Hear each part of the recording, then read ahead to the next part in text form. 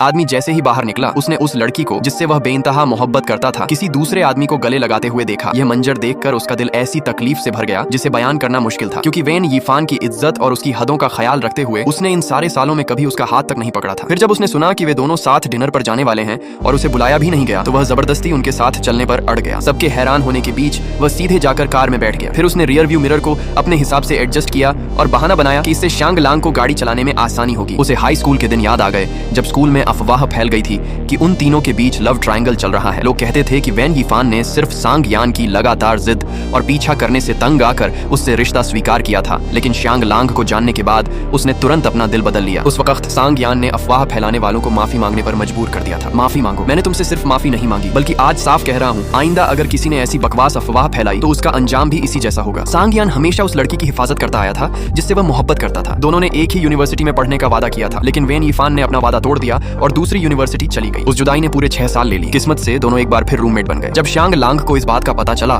तो उसने गुस्से में सांग यान से पूछा कि क्या उसे पहले से मालूम था कि उसका रूममेट वेन यीफान होगी। सांग यान ने बिना कुछ छुपाए सीधा जवाब दिया, हाँ। शांग लांग को उम्मीद नहीं थी कि वह इतनी साफगोई से यह बात मान लेगा। डिनर के दौरान अपने प्रतिद्वंद्वी को वेन यीफान का ख्याल रखते हुए देखकर सांग यान के दिल में चुपचाप टीस उठती रही। खाने के बाद सब लोग सांग यान के बार में चले गए। वहाँ वेन यीफान और सांग यान के बीच की अजीब सी दूरी देखकर एक दोस्त ने सुझाव दिया कि वेन यीफान अपनी सीट बदलकर शांग लांग के पास बैठ जाए, लेकिन वेन यीफान ने किसी तरह की परेशानी नहीं पैदा करना चाहिए, इसीलिए उसने इनकार कर दिया। उसी वक्त सांग यान ने अपने एक कर्मचारी से ड्रिंक्स मंगवाई और सू हाओवान ने माहौल बनाने के लिए ट्रुथ ऑनर डेयर खेलने का सुझाव दिया। सबसे पहले वेन यीफान हार गई। उसे वहां मौजूद हर शख्स की एक अच्छी बात बताने को कहा गया, लेकिन जब बारी सांग यान की आई तो वह झिझक गई। खेल आगे बढ़ता रहा। सांग यान अपने प्रतिद्वंद्वी से मुकाबला करते हुए एक तरफ वेन यीफान की हिफाजत भी करता रहा। फिर शांग लांग ने कहा कि उसकी जिंदगी का सबसे बड़ा अफसोस यह है कि उसने विदेश में पढ़ाई करने का फैसला किया, जिसकी वजह से वह वेन यीफान के साथ एक ही यूनिवर्सिटी में नहीं जा सका। यह सुनते ही सांग यान का चेहरा एकदम उतर गया। उसे लगा कि वेन यीफान ने उसे छोड़कर शांग लांग को चुन लिया था। उस पल उसे ऐसा महसूस हुआ जैसे किसी ने उसके दिल में छुरा घोंप दिया हो। जानबूझकर